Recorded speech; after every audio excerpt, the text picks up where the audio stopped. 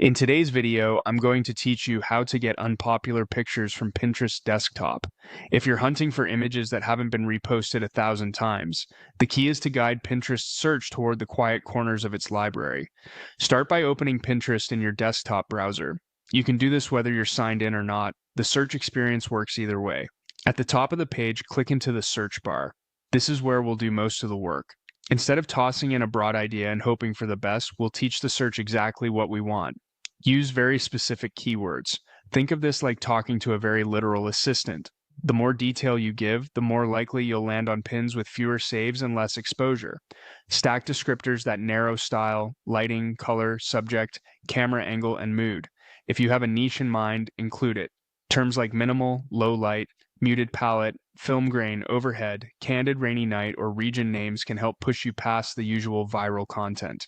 Here's the difference in action. A general query like aesthetic room tends to surface the same highly circulated pins.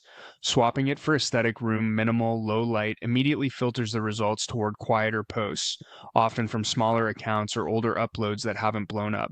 Apply the same idea to anything you're searching. Replace one broad word with 2 or 3 precise ones that describe what you actually want to see. Also, avoid trending bait in your query. Words like viral, trending, aesthetic, 2025 ideas, or Pinterest famous signal the algorithm to prioritize mainstream results. Removing those keeps you out of the hype lane and closer to unique finds.